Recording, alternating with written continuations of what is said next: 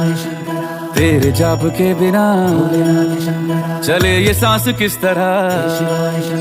मेरा कर्म तू ही जाने, क्या बुरा है क्या भला, तेरे रास्ते पे मैं तो आंख मूंद के चला। तेरे नाम की जोत ने सारा हर लिया तमस मेरा। नमो नमो जी शंकरा, भोलेनाथ शंकरा, जय त्रिलोकनाथ शंभु हे शिवाय शंकरा। ज्योतिष में श्रद्धा, आस्था और विश्वास रखने वाले सभी दर्शकों का मेरे इस YouTube चैनल ज्योतिष अटय ज्ञान सागर में आप सबका हार्दिक स्वागत करती हूँ। मेरे इस चैनल को सब्सक्राइब करिए, बेल आइकन के बटन को प्रेस करिए ताकि आने वाली सभी नोटिफिकेशन आपको मिलती रहें। वीडियो पसंद आने पर इसको लाइक और शेयर करना ना भूलें। वीडियो को देखने के लिए आप सभी का तहे दिल से शुक्रिया। अक्सर आपने देखा होगा कि प्रत्येक मनुष्य का स्वभाव बहुत ही अलग अलग होता है। कुछ मनुष्य इतने प्यार से बात करते हैं कि अगर आप अपनी दुख वाली कोई भी बात उनके साथ शेयर करते हैं तो आपका आधा दुख तो वहीं पे ही ख़त्म हो जाता है, क्योंकि वो इतने प्यार से आपकी सारी बातें सुनते हैं और आपको सांत्वना भी देते हैं। कुछ लोगों का नेचर अगर आपने देखा होगा ऐसा होता है कि आप उनसे कितने भी प्यार से बात कीजिए, लेकिन उनका बात करने का तरीका इतना भयानक होता है कि सामने वाला 10 बार सोचता है कि क्या मैं उस व्यक्ति से बात करूं या ना करूं। कुछ व्यक्तियों का आपने देखा होगा कि नेचर जो है ठीक ठीक होता है कि जब उनको लगता है कि हाँ कहाँ पे रिएक्ट करना है और कहाँ पर नहीं करना है, तो कभी कभी आप उनको सोचते हैं कि ठीक है, अगर मैं इस व्यक्ति से अपने सुख दुख की कोई भी बात करूँगा तो ये व्यक्ति मेरी बातों को समझेगा भी, और अगर कोई दुख वाली बात है तो शायद उसके लिए मुझे कोई सल्यूशन भी दे पाएगा। तो ये सब चीज़ें अगर आपने देखी होंगी तो इंसान का जो भी नेचर होता है, जो भी आदत होती है, आखिर ये आती कहाँ से है? ये सारी चीज़ें जब आप कोई भी व्यक्ति पैदा होता है उस समय चंद्रमा कौन सी राशि पे विराजमान होता है, कौन से नक्षत्र में विराजमान होता है, उसी के अनुसार उस व्यक्ति का आचरण बनता है।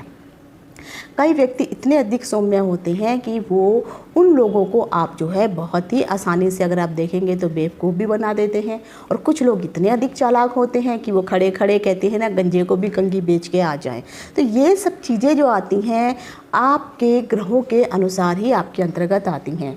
जब भी आप किसी व्यक्ति की कुंडली देखते हैं तो कुंडली देखते वक्त या किसी कन्या और वर की कुंडली में लाते हैं, उस समय बहुत सारी चीज़ों का देखना बहुत ज़रूरी होता है, और एक उसमें से आता है गण।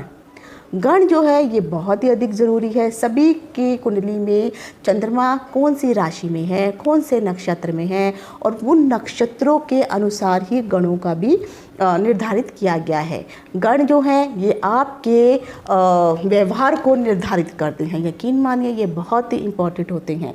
अगर आपकी कुंडली में गण, अच्छे गणों में आपका जन्म हुआ है, आपका गण अच्छा है, तो मान लीजिए कि आपके बहुत सारे अच्छे मित्र होंगे, सब आपके बारे में अच्छी बात कहने वाले होंगे। और लेकिन अगर आपका गण शुभ नहीं है, सही जगह पर नहीं है, या सही गण में आपका गण जो है भाव में नहीं है, तो उस हिसाब से अगर आप देखेंगे तो आपके सामने और आपके पीठ पीछे बहुत सारे ऐसे लोग होंगे जो दुश्मनी भी कर रहे होंगे। तो आज के इस वीडियो में मैं बहुत ही इम्पोर्टेंट टॉपिक लेकर के आई हूँ, जो है गण। आखिर गण कितने प्रकार के होते हैं, गणों का हमारे ऊपर, हमारे व्यवहारिक जीवन के ऊपर क्या असर पड़ता है, और इन गणों से हमें क्या लाभ और हानि होती है, इन सभी चीज़ों की जानकारी लेकर के मैं डिम्पल शांडिल्या ज्योतिष अटय ध्यान सागर के माध्यम से अपने सभी नए और पुराने दर्शकों का हार्दिक स्वागत करती हूँ। नमस्कार। और जैसे मैंने आपको पिछले वीडियो में भी बताया था कि मेरा एक और नया YouTube चैनल है जिसका नाम है जिज्ञासा ज्ञान की प्यास।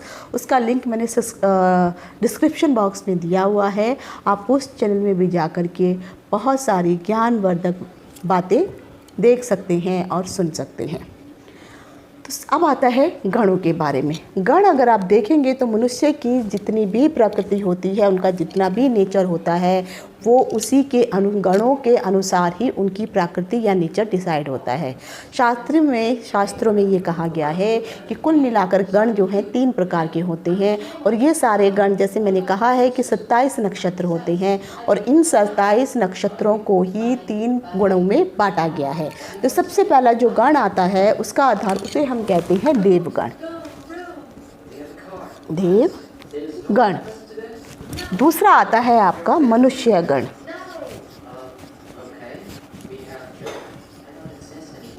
और तीसरा आता है आपका राक्षस गण।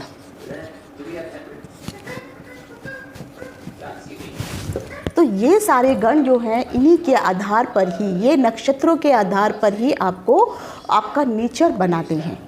तो ये जो तीनों गण मैंने आपको बताए हैं, ये नक्षत्रों के आधार पर इन गणों का निर्माण होता है।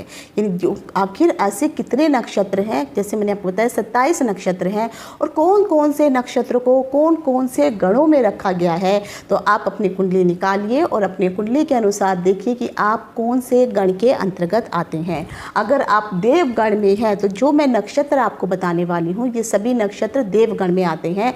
और देवगण में आए हुए व्यक्तियों का नेचर कैसा होता है, इनका आचरण कैसा होता है, और क्या ये व्यक्ति अपने जीवन में क्या आगे कर पाते हैं, वो मैं अब आपको बताऊंगी।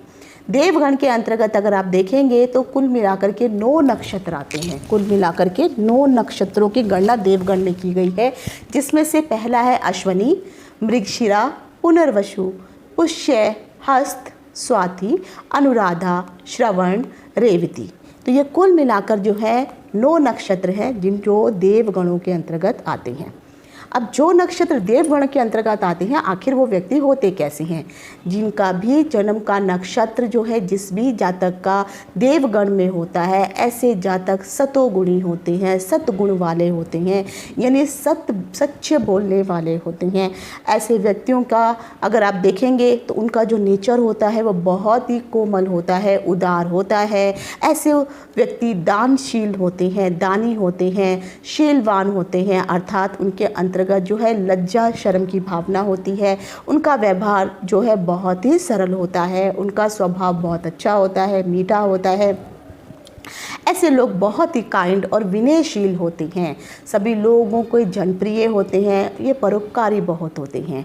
इन लोगों के अंतर्गत अगर आप इनको देखेंगे तो उनके मुख पर, उनके शरीर पर एक अलग से ही तेज आपको नज़र आता है। और ख़ासकर ये लोग सेंसिटिव और भावुक भी बहुत होते हैं, लेकिन इन लोगों के अंतर्गत आत्मविश्वास की भावना बहुत अधिक होती है। ऐसे लोग सबसे मिलनसार होते हैं। इनके जब भी आप इनसे मिलने जाएंगे या ये आपसे मिलेंगे तो ये कभी ये नहीं सोचते हैं कि हाँ ये वाला व्यक्ति जो है मतलब छोटे वर्ग का है या उच्च वर्ग का है, तो मुझे उच्च वर्ग के साथ एक अलग तरीके का व्यवहार करना है और छोटे वर्ग नीच वर्ग के साथ मुझे अलग तरीके का व्यवहार करना है। ऐसा पार्शियलिटी ये लोग नहीं करते हैं। इनका मात्र इनकी पिता, इनके गुरु सब इनके भक्त होते हैं, अनुयायी होते हैं, और ये खुद अपने माता पिता और अपने गुरु के भक्त होते हैं। ऐसे लोग देशभक्त बहुत ज़्यादा होते हैं, देश के ऊपर जान न्यौछावर करने वाले होते हैं। और इन लोगों के अंतर्गत अगर आप देखेंगे तो एक जोश की भावना बहुत अधिक होती है। देवगण के जितने भी जातक होते हैं, इनके अंतर्गत अवगुणों का यानी बुरे गुणों का आपको अभाव ही मिलेगा, कमी ही मिलेगी। इसीलिए ऐसे जातकों को जो है देव अर्थात देवता पुरुष की भी संज्ञा दी गई है। तो चाहे वो कन्या हो या वो पुरुष हो, कन्या हो तो उसको देव पुरुष, और अगर कन्या है तो उसको देवी की संज्ञा दी जाती है, और अगर पुरुष है तो उसको देव पुरुष की संज्ञा दी जाती है। इनका नेचर इतना अच्छा होता है, इनके लोगों का व्यवहार इतना अच्छा होता है कि जब ये लोग इस दुनिया से जाते हैं उसके बावजूद भी इन लोगों को अक्सर इनके व्यवहार के कारण याद किया जाता है। तो ये कुल मिलाकर के 9 नक्षत्र थे। अब आ जाता है मनुष्य गण, जिसको हम दूसरे नंबर पर रखते हैं। देवगण के बाद मनुष्यों का भी अच्छा शुभ ही माना जाता है कि देवता के बाद मनुष्य ही आते हैं। मनुष्य गणों में अगर आप देखेंगे तो भरणी, कुल मिलाकर के यहाँ पर भी अगर आप देखेंगे तो 9 प्रकार के नक्षत्रों की ही परिकल्पना की गई है, जिसमें से अंतर्गत आते हैं भरणी, रोहिणी, आर्द्रा, पूर्वा फाल्गुनी, उत्तराषाढ़ा, उत्तरा फाल्गुनी, पूर्वाषाढ़ा, उत्तराषाढ़ा, पूर्व भाद्रा, उत्तर भाद्रा। ये सारे जो नक्षत्र हैं कुल मिलाकर के 9 नक्षत्र हैं। और ये अगर आपका इन 9 नक्षत्रों में जन्म हुआ है या इन 2 नक्षत्रों में अगर आप जो हैं गण आपके इन 9 नक्षत्रों के अंतर्गत आते हैं, तो यकीन मानिए आप मनुष्य गणों के अंतर्गत आते हैं, जो देवगण से थोड़े से कम होते हैं। मनुष्य गण वाला जो भी व्यक्ति होता है, इन व्यक्तियों को रजोगुण के अंतर्गत माना जाता है। यानी ऐसे लोगों के अंतर्गत जो है क्या कहते हैं, बहुत ज़्यादा ना तो मिठास होती है और ना ही बहुत ज़्यादा कड़वापन होता है। ऐसे जातक जितने भी होते हैं वो बहुत ही चतुर और चालाक होते हैं, लेकिन कुछ भी कार्य करने से पहले वो विचार जरूर करते हैं। तो ऐसे जातक विचारशील होते हैं, साहसी होते हैं, ब्रेव होते हैं, व्यवहार में बहुत ही अधिक कुशल होते हैं तथा परिस्थिति के अनुसार अपने आप को ढालने वाले होते हैं और जब भी जैसी परिस्थिति आती है ये अपने आप को बदल लेते हैं। ऐसे जातकों में कुछ अवगुण अवश्य आपको देखने के लिए मिलेंगे। जैसे ऐसे जातकों के अंदर जो है स्वार्थ की भावना अवश्य पाई जाती है, स्वार्थी होते हैं। दूसरा, इनके अंतर्गत जो है स्वाभिमान बहुत अधिक पाया जाता है। ये अपने स्वाभिमान इतने ज़्यादा स्वाभिमानी होते हैं कि अपने आगे किसी की सुनते ही नहीं हैं। ऐसे लोग जो हैं धनों को अर्जित करने वाले होते हैं, लेकिन इनके अंतर्गत जो है धन के प्रति लालसा बहुत ही अधिक होती है। भोग विलास, भौतिकवादी, प्रियतमा को प्यार करना, ऐशो आराम की ज़िंदगी जीना, ये सब इन लोगों की अंतर्गत ये खूबियाँ पाई जाती हैं। सामान्यतः मनुष्य गण वाले जितने भी जातक होते हैं वो देखने में अगर आप देखेंगे तो सुंदर होते हैं, देव पूजक भी होते हैं, अर्थात वह देवों की यानी ईश्वर में विश्वास करने वाले होते हैं, देव भक्ति करने वाले होते हैं और संततिवान भी होते हैं। इनकी जो संतान होती है वो अच्छी होती है, आगे चल के इनके लिए वो शुभ साबित होती है। साथ ही साथ ऐसे लोग धनी भी होते हैं, रिस्पेक्ट वाले होते हैं, समाज में उनका मान सम्मान होता है और वो अन्य लोगों के प्रिय भी होते हैं। मनुष्य गण वाले जितने भी जातक होते हैं वो देवगण के जातकों के बाद इनका जब नंबर आता है तो ये भी इनके अंतर्गत कुछ देवताओं का मिश्रण और कुछ राक्षसों का भी मिश्रण पाया जाता है। तो इन दोनों के मिश्रण की वजह से मनुष्यगण बनता है। इसीलिए तो मैंने कहा कि कई बार जैसे इनके व्यवहार में ये कुशल होते हैं लेकिन बहुत चालाक भी होते हैं, बहुत साहसी भी होते हैं, लेकिन परिस्थिति के अनुसार बदल भी जाते हैं। इनके मन के अंतर्गत जो है अपने धन को अर्जित करने के लिए बहुत ज़्यादा और धन से इनको बहुत अधिक प्यार होता है, भौतिकता को भोग विलास जीने वाले होते हैं। तो इस प्रकार से इन मनुष्य गणों के अंतर्गत यानी कुछ अच्छे गुण जो देवताओं के होते हैं वो भी मिलते हैं और कुछ बुरे गुण जो राक्षसों के होते हैं वो भी पाए जाते हैं। अब आ जाता है तीसरा गण। जो तीसरा गण होता है उसके अंतर्गत भी कुल 9 नक्षत्र पाए जाते हैं और ये 9 नक्षत्र होते हैं। पहला है कृत्तिका, आश्लेषा, मघा, चित्रा, विशाखा, ज्येष्ठा, मूल, धनिष्ठा, शतभिषा। तो ये कुल मिलाकर के जो 9 नक्षत्र मैंने अभी आपको बताए हैं ये राक्षस गण के अंतर्गत आते हैं। तो यानी जिन भी व्यक्तियों का गण राक्षस है उन व्यक्तियों की क्या विशेषताएं होती हैं। राक्षस के अनुसार अगर आप देखेंगे तो राक्षस से आप अच्छे से समझ जाते हैं कि ऐसे लोग जो हैं तामसिक अर्थात तमोगुण वाले व्यक्ति होते हैं। तामसिक व्यक्ति ऐसे होते हैं जिनको चटपटा चाट वाला खाना और मिर्ची, तीखा, तला हुआ इस प्रकार का खाना, इनकी जीभ बहुत चटोरी होती है, ये खाने में बहुत ही अधिक मोहित होते हैं। तो खाने पे इनका जितना भी भक्षण होता है, खासकर जैसे राक्षसों का कैसे मांस, मदिरा, इस प्रकार का राक्षस लोग जो है भक्षण किया करते हैं। तो इसी प्रकार का जो खाने पीने का जो चॉइस होती है ऐसे लोगों में पाई जाती है। ऐसे जातकों के अंतर्गत अगर आप देखेंगे तो अवगुण यानी बुराइयां बहुत ही अधिक मात्रा में ऐसे जातकों के अंतर्गत पाई जाती हैं।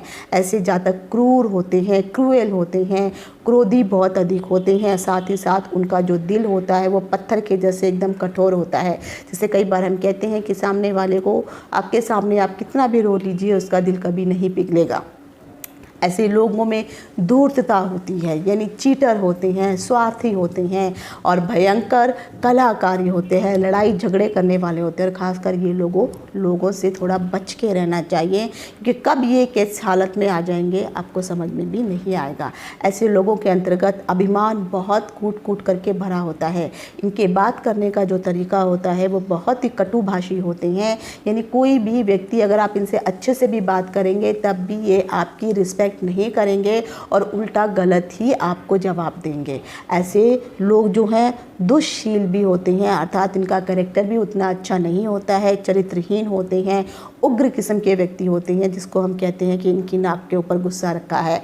ये व्यक्ति कब आक्रामक स्थिति में आ जाएंगे आपको सोचने का मौका भी नहीं मिलेगा। और साथ ही साथ ये व्यक्ति पापी भी होते हैं और पाप चाहे किसी भी प्रकार का हो तो दूसरों की आलोचना करना इनको बहुत अधिक पसंद होता है तथा साथ ही साथ अपने स्वार्थ के लिए ये दूसरों को हानि पहुंचाने में भी कभी चूकते नहीं हैं। तो कई बार आपने देखा होगा जब आप पार्टनरशिप वगैरह का करते हैं तो कुछ व्यक्ति ऐसे होते हैं कि अपने पार्टनर को वो रोड पर ला करके खड़ा कर देते हैं। तो ऐसे लोगों के अंतर्गत जो है उनका गण राक्षस होता है, तो राक्षसों वाली प्रवृत्ति उनके अंतर्गत आ जाती है। ऐसे लोगों की जो आदतें होती हैं वो बहुत ही खतरनाक होती हैं। इसीलिए दुष्ट व्यक्तियों के लिए यह कहा गया है कि यह व्यक्ति जो है ये आदमी नहीं है, ये राक्षस है। इसीलिए राक्षस गुण वाले व्यक्तियों को सबसे निम्न श्रेणी में तीसरे नंबर पर रखा गया है। लेकिन हाँ, इन लोगों में कुछ चीज़ें भी होती हैं, अच्छी होती हैं, लेकिन बुराइयां इनके अंतर्गत बहुत अधिक पाई जाती हैं। तो ये था गणों के हिसाब से मैंने आज जो जानकारी दी है। लेकिन एक चीज़ मैं और कहना चाहूँगी कि सिर्फ आप देवगण, मनुष्यगण और राक्षस गण को ही ये मत सोचिए कि हाँ एक व्यक्ति आपसे क्रोधित होकर के बात कर रहा है तो वो राक्षस गण का उसका व्यवहार ऐसा होगा। ये बात सही है कि आपके नेचर में आपके नक्षत्रों का बहुत अधिक प्रभाव होता है, लेकिन साथ ही साथ जब आपकी कुंडली बनाई जाती है उस कुंडली में बहुत सारी चीज़ें भी देखनी पड़ती हैं कि आपका जो लगन है लगन में कौन सा जो है कौन सी राशि बैठी हुई है, कौन से भाव में बैठी हुई है। इस प्रकार से जब आप ये सब देखेंगे तो अभी आप ये सोच लीजिए कि जो नक्षत्र मैंने अभी आपको कैलकुलेट करके बताई हैं और अगर इस नक्षत्र की में जो राशियां आती हैं वो अगर राशियां आपकी कुंडली में अगर त्रिक भावों में आ जाती हैं, जैसे 3, 6, 11 के अंतर्गत या अष्टम भाव में आ जाती हैं, 12वें भाव में आ जाती हैं, तो इस तरह के भाव में अगर ऐसे आ जाएंगे, अगर राक्षस गण वाली राशियाँ अगर वहाँ पर आ जाएंगी तो सोचिए करेला नीम के ऊपर चढ़ गया। अर्थात एक तो वैसे ही वो बुरा भाव है और वहाँ पर और राशियाँ इस प्रकार के ग्रह वहाँ पर आ गए हैं तो आपकी तो हालत और अधिक खराब होने वाली है।